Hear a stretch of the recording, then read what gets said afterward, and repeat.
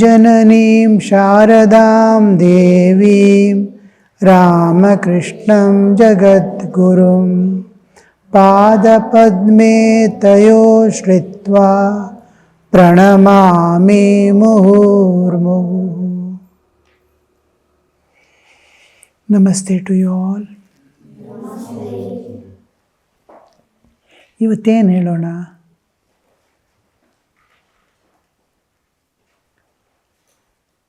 Organised way of living.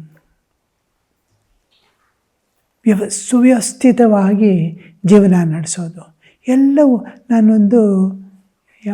ನಾನು high school ಮುಗಿಸ್ಕೊಂಡು pre ಹೋಗಬೇಕಾದ್ರೆ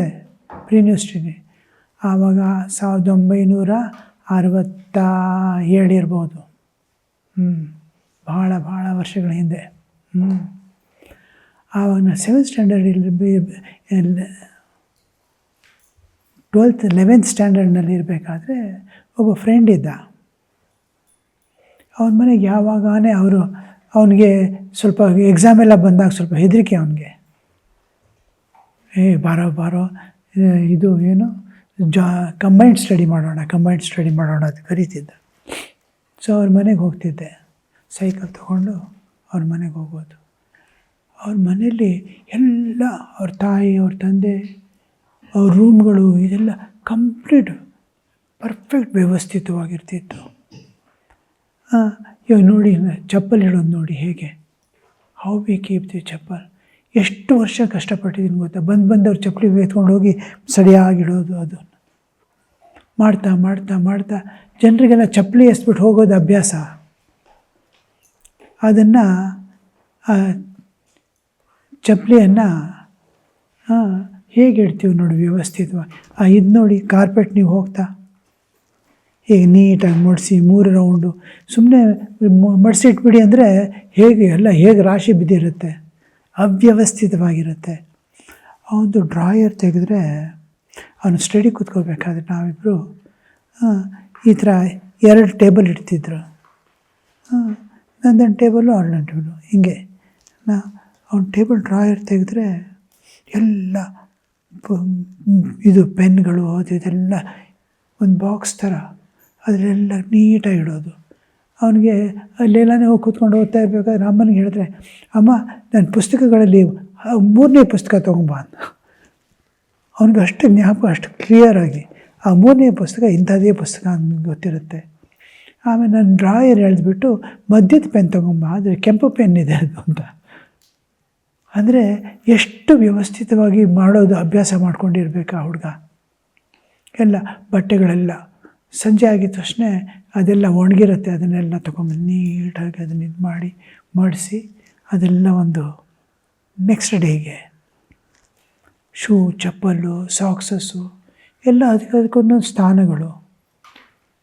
ಇದೆಲ್ಲ ವ್ಯವಸ್ಥಿತ ಜೀವನ, organised way of living. Studies ಅಷ್ಟೇ. ಬೆಳಿಗ್ಗೆ ಎದ್ದ ತಕ್ಷಣ ಆಶ್ರಮದಲ್ಲಿ ಇವಾಗ ನೋಡಿ, ಇದು ನಿಮಗೆ ಮೇನ್ ತರಿಸಿರೋದು ಹೇಗೆ ನಾವು ವ್ಯವಸ್ಥಿತವಾಗಿ ಜೀವನ ನಡೆಸೋಕ್ಕಾಗತ್ತೆ. ಆಟದ ಟೈಮು, ಊಟದ ಟೈಮು, ಆ ಬೆಲ್ಲು. ಇನ್ನೊಬ್ಬರ ಮನೆಯಲ್ಲಿ ಹೋಗಿದ್ದೆ, ಒಂದು ತಿಂಗಳು 1 ವಾರವೋ ಇದ್ದೆ. ಅವ್ರ ಮನೆಯಲ್ಲಿ 1 ಗಂಟೆಗೆ ಊಟ. ಆ 1 ಗಂಟೆ ಕರೆಕ್ಟಾಗಿ ಎಲ್ಲರೂ ಆ ಅಂಕಲ್ ಇಳಿದ್ಬಿಡೋದು ಕರೆಕ್ಟಾಗಿ 1 ಗಂಟೆಗೆ. ಆ 12:60 ಸೆಕೆಂಡು 1 ಗಂಟೆ ತೋರಿಸ್ತಾ ಇರ್ಬೇಕಾದ್ರೆ ಅವ್ರು ಮುಂದೆ ಕೂತಿರ್ತಾರೆ. ಅಷ್ಟು ಪರ್ಫೆಕ್ಟು ಎಲ್ಲರೂ. ಅವ್ರವ್ರ ಪೂಜೆ 7 ಗಂಟೆಗೆ ಅಮ್ಮನ ಪೂಜೆ, ಅವ್ರ ಅಮ್ಮ ಪೂಜೆ ಮಾಡ್ಕೋತಾರೆ. ಆಮೇಲೆ ಅಪ್ಪ ಬಂದುಬಿಟ್ಟು ಪೂಜೆ ಮಾಡ್ತಾರೆ. ಆದರೆ ಅವ್ರವ್ರ ಟೈಮು. ನಾವೆಲ್ಲ ಏನೇನೋ ಮಾತಾಡ್ತೇವೆ, ಸೀರಿಯಸ್ ಸಬ್ಜೆಕ್ಟ್ಸು, ಆಧ್ಯಾತ್ಮಿಕ ವಿಷಯಗಳು. ರಾತ್ರಿ 10 ಆಗಿದ ತಕ್ಷಣ ಅಂಕಲ್ ಎದ್ದು ನಿಂತ್ಕೊಂಡು, it's my time, I will take leave ಅಂತ ಹೊರಟೋಗು. ಅಷ್ಟು ಇದು ಜೀವನ ವ್ಯವಸ್ಥಿತವಾಗಿದ್ದರೆ ಆವಾಗ ಆರಾಮಾಗಿ ಹೋಗ್ತಾ ಇರುತ್ತೆಲ್ಲ. ಆ ಟೈಮ್ಗೆ ಆ ವರ್ಕ್ ಆಗ್ತಾ ಇರುತ್ತೆ. ಆಟದ ಟೈಮಲ್ಲಿ ಆಟ ಆಗ್ತಾ ಇರುತ್ತೆ, ಊಟ ಟೈಮ್. ಅಂದರೆ ನಮ್ಮದು ಜೀವನ ಒಂದು ಸೈಕಲ್ ಥರ ನಡೀತಾ ಇರುತ್ತೆ. ಪ್ರಕೃತಿಯಲ್ಲಿ ನೋಡಿ, ವಿಂಟರು, ಸಮ್ಮರು, ಎಲ್ಲ ಹೇಗೆ ಒಂದು ಸೂರ್ಯಚಂದ್ರರು ಓಡಾಡೋದು, ಮಾರ್ನಿಂಗ್ ಸನ್ರೈಸು ಸನ್ಸೆಟ್ಟು ಎಷ್ಟು ಪರ್ಫೆಕ್ಟಾಗಿ ಹೋಗ್ತಾ ಇದೆ. ಒಂದು ದಿವಸ ಸೂರ್ಯ ಮಲ್ಕೊಂಡ್ಬಿಟ್ಟಿದ್ದ, ಹೇಳೋದು ಲೇಟಾಗೋಯ್ತು, ಎಂದೂ ಆಗಲ್ಲ ನೋಡಿ. ಅದು ಕರೆಕ್ಟ್ ಆ ಸೆಕೆಂಡ್ಸು, ಆ ಗ್ರಹಣ ಹಿಡಿಯೋದು, ಗ್ರಹಣ ಬಿಡೋದು, ಪ್ರತಿಯೊಂದೂ ಪ್ರಕೃತಿಯಲ್ಲಿ ಎಲ್ಲ ಪರ್ಫೆಕ್ಟಾಗಿ ನಡೀತಾ ಇದೆ. ನೀವೊಂದು ಆ್ಯಟಮ್ ನೋಡಿದ್ರೆ ಆ ಎಲೆಕ್ಟ್ರಾನ್ಸ್ ತಿರುಗೋದು ಕಿರ್ಕಿರ್ ಅಂತ, ಸೃಷ್ಟಿ ಆದಿಯಿಂದ ಎಂಡ್ವರೆಗೂ ಆ ಎಲೆಕ್ಟ್ರಾನ್ಸ್ ತಿರುಗ್ತಾ ಇರುತ್ತೆ. ಒಂದೊಂದು ಕಣ ತೆಗೆದು ನೋಡಿದಾಗ ಆ್ಯಟಮ್ಸು, ಎಲೆಕ್ಟ್ರಾನ್ಸು, ಅದೆಲ್ಲ ಎಷ್ಟು, ಆ ಗಿಡಗಳು ನೋಡಿ ಎಷ್ಟು ಚೆನ್ನಾಗಿ ಅದು ಮೊಳಕೆ ಬರೋದು, ಹೊಸ ಎಲೆಗಳು ಬರೋದು, ಹಳೆಯ ಎಲೆ ಬಿದ್ದೋಗೋದು, ಬಿದ್ದಿದ್ದೆ ಮತ್ತೆ ಅದಕ್ಕೆ ಗೊಬ್ಬರ ಆಗುತ್ತೆ. ಹೇಗೆ ಎಷ್ಟು ಚೆನ್ನಾಗಿ ವ್ಯವಸ್ಥಿತವಾಗಿ ಎಲ್ಲ ಪ್ರಕೃತಿ ನಡೀತಾ ಇದೆ. ನಮ್ಮ ಜೀವನನೂ ಅದಕ್ಕೆ ಹೊಂದ್ಕೊಂಡು ಸ್ಮೂತಾಗಿ ಹೋಗಬೇಕು. ಆವಾಗ ನಮ್ಮ ಮನಸ್ಸು ವ್ಯವಸ್ಥೆ, ಏನು ಯಾವ್ದು ಕೇಳಿದ್ರೂ ಕ್ಲಿಯರಾಗಿ ಹೇಳೋ ಅಷ್ಟು ಆ ಶಕ್ತಿ ಬೆಳೆಸ್ಕೋತೀವಿ. ಪ್ರತಿ ದಿವಸ ಅದೇ ಟೈಮ್ ಊಟ ಮಾಡ್ತಾಯಿದ್ರೆ, ಅದೇ ಟೈಮ್ಗೆಲ್ಲ ಮಾಡ್ಕೋತಾಯಿದ್ರೆ, ಆಶ್ರಮದ ಥರ ಮನೆಯಲ್ಲಿ ನಮ್ಮ ಮಾನಸಿಕ ಸೈಕಲ್ಲು, ಶಾರೀರಿಕ ಸೈಕಲ್ಲು, ನಿದ್ದೆ ಮಾಡೋದು, ಹೇಳೋದು, ಇದೆಲ್ಲ ಅದ್ರ ಪಾಡಿಗದು.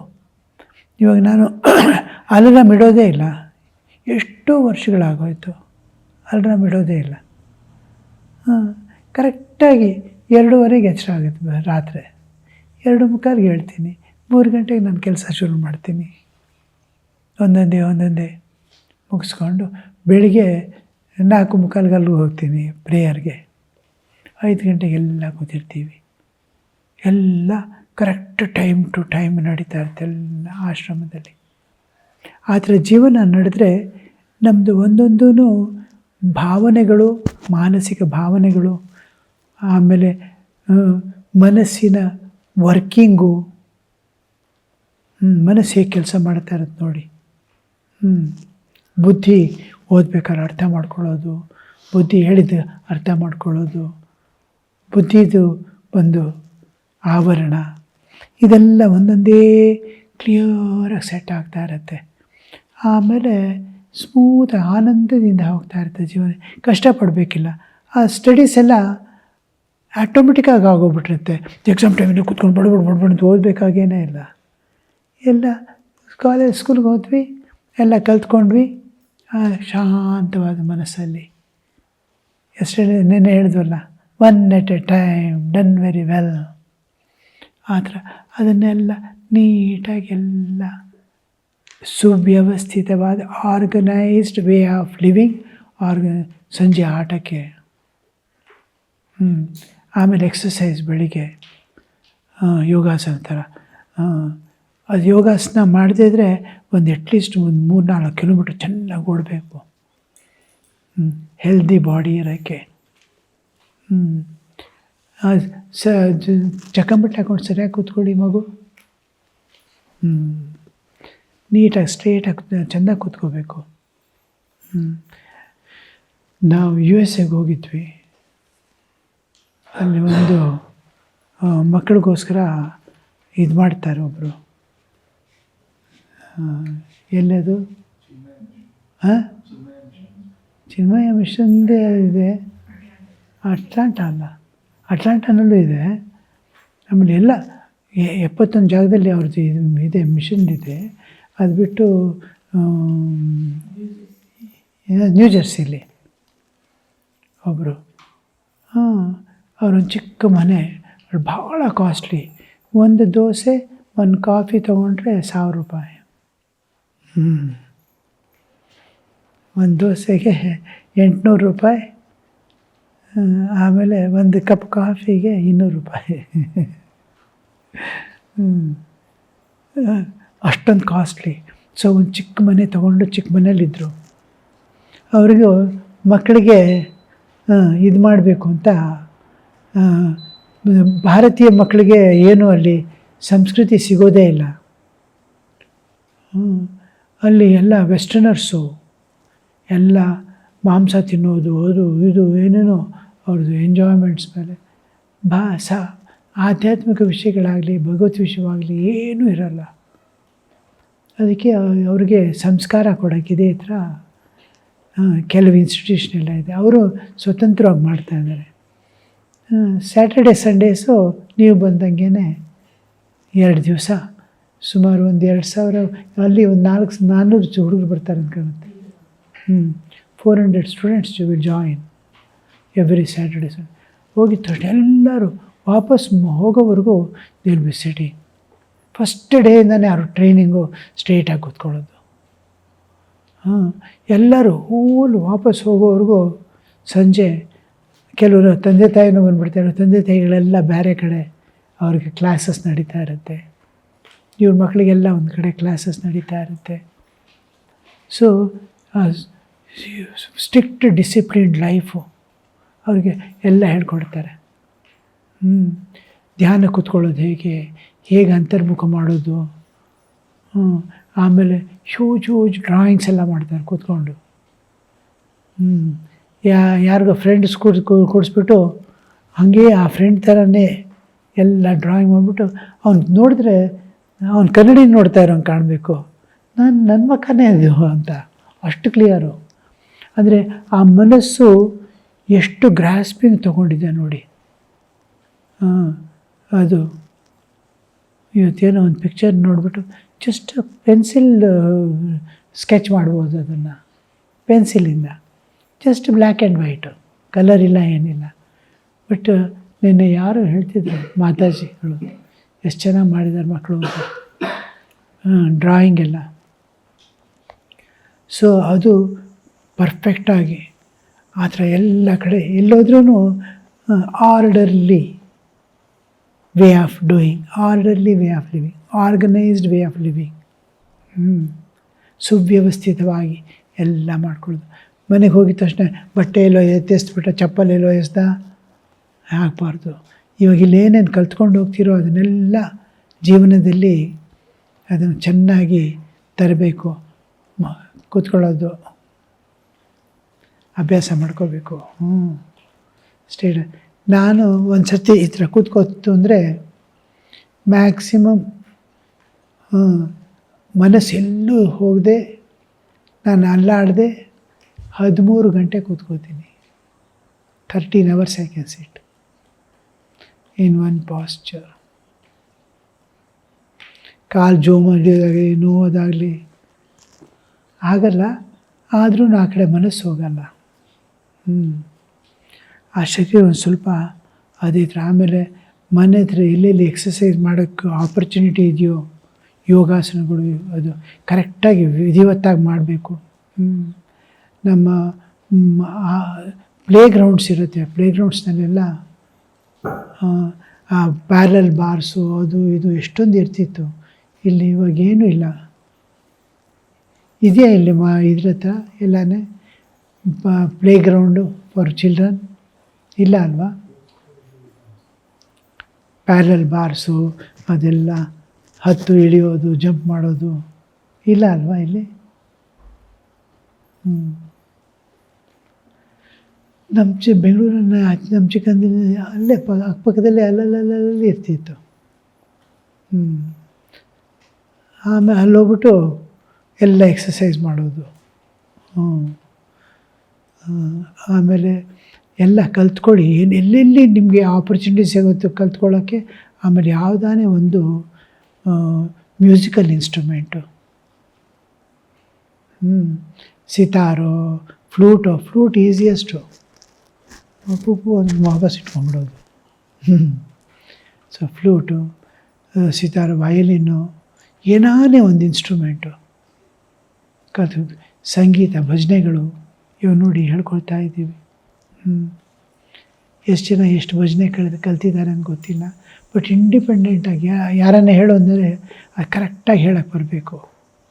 ಅಷ್ಟು ತಬಲಾನು ಭಾಳ ಈಸಿ. ನಮ್ಮ ಆಶ್ರಮದಲ್ಲಿ ಆಲ್ಮೋಸ್ಟ್ ಎಲ್ಲ ಬ್ರಹ್ಮಚಾರಿಗಳಿಗೂ ತಬಲಾ ಬರುತ್ತೆ. ಸಾಕಷ್ಟು.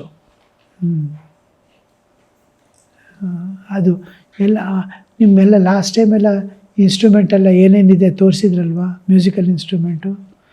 ಹಾಂ, ಸಿತಾರು ಅದು ಇದು, ಇನ್ನೂ ಕೆಲವು ವಾದ್ಯಗಳು ಬರುತ್ತೆ ನೆಕ್ಸ್ಟ್ ಟೈಮ್ ಬರುವಷ್ಟೊತ್ತಿಗೆ.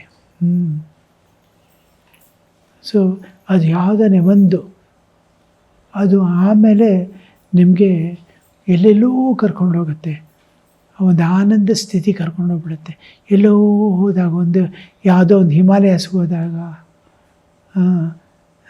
ಅಲ್ಲಿ ಬೆಟ್ಟ ಗುಡ್ಡಗಳು ಐಸ್ ಎಲ್ಲ ಬಿದ್ದಿರುತ್ತೆ, ಹಿಮಪಾತವಾಗ್ತಾ ಇರುತ್ತೆ. ಅಲ್ಲಿ ನೀವು ಒಂದು 4-5 ಜನ ಹೋಗಿರ್ತೀರಿ. ಮೊನ್ನೆ ಇವರು ಹುಡುಗರು 3 ಜನ ಹೋಗ್ಬಿಟ್ಟು ಬಂದರು ಬೃಂದಾವನಕ್ಕೆ. ಹುಡುಗರೇ ಕಲಿತಾ ಇದ್ದಾರೆ. ಅದೆಲ್ಲ ಬಾಲಚಂದ್ರ ಮಹಾರಾಜ್ ವ್ಯವಸ್ಥೆ ಮಾಡಿದರು. ಅಲ್ಲಿ ಹೋಗ್ಬಿಟ್ಟು ಎಷ್ಟು ಒಂದು ವಾರ ಎಲ್ಲ ನೋಡಿಕೊಂಡು ಇವಾಗೆಲ್ಲ ಅಂಥ ಕಡೆ ಹೋದಾಗ, ಅಥವಾ ನರ್ಮದಾಗೆ ಹೋದ್ವಿ ಅಂತ ಇಟ್ಕೊಳ್ಳಿ. ಅಲ್ಲಿ ನರ್ಮದಾ ಹರಿತಾ ಇರುತ್ತೆ.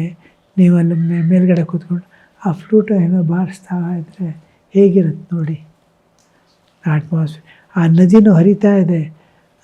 ಆ ಸಂಜೆ ಆದಮೇಲೆ ಆ ಚಂದ್ರೋದಯ ಆಗ್ತಾ ಇರುತ್ತೆ. ಸೂರ್ಯ ಹಂಗೇ ಮುಳುಗ್ತಾನೆ. ನೀವು ನದಿ ತೀರಲ್ಲಿ ಕೂತಿದ್ದೀರಿ.